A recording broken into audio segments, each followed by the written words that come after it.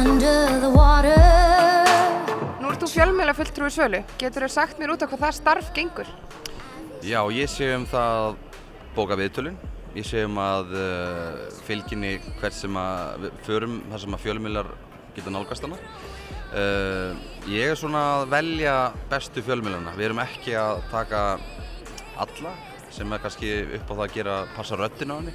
Það tekur mikið á að fara í öll þessi viðtöl og þannig að ég svona bara fjölmiðlafulltrúi og að veiða bestu viðtölin og svona, já.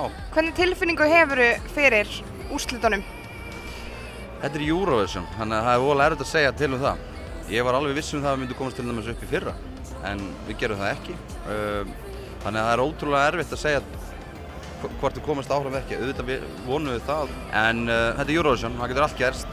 Við getum líka unnið keppnina. Það getur bara vel verið að Evrópa fíli lagið eins og við og þá erum við í góðum málum býst við.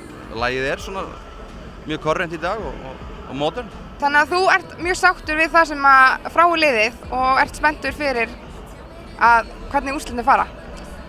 Já, þetta búið að vera mjög skemmtilegt verkefni og það mjög gaman að vinna með Svölu. Hún mikill fagmaður og hvert sem hún fer í þessi viðtöl og þá eru þau fjölmiðlar mjög ánægðir. Hún svarar mjög fagmannlega og hún skynsöm. En Svala mikill fagmaður og þannig að þetta búið að vera mjög skemmtilegt.